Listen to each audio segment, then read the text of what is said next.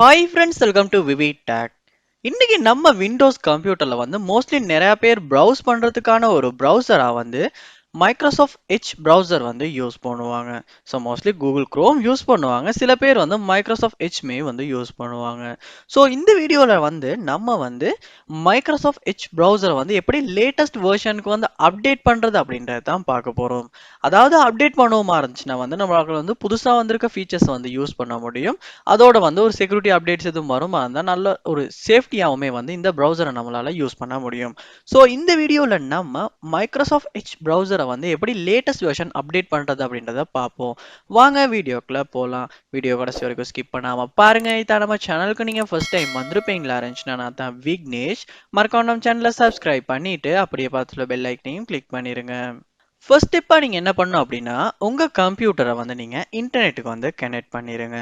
Connect பண்ணிட்டு Microsoft edge ப்ரௌசரை நீங்க open பண்ணணும்.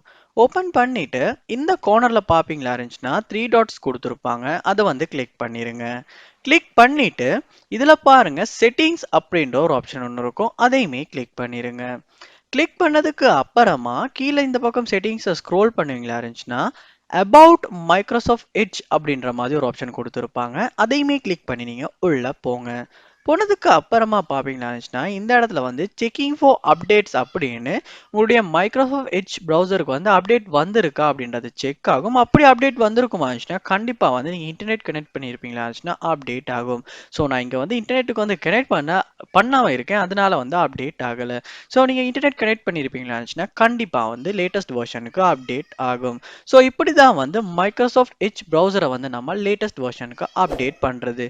இந்த வீடியோ உங்களுக்கு ரொம்ப யூஸ்ஃபுல்லா இருந்திருக்கும்னு நினைக்கிறேன். இது போல நிறைய வீடியோ பார்க்கணும்னா கண்டிப்பா நம்ம சேனலை சப்ஸ்கிரைப் பண்ணுங்க. அப்படியே பார்த்துள்ள பெல் ஐக்கனையும் கிளிக் பண்ணிருங்க.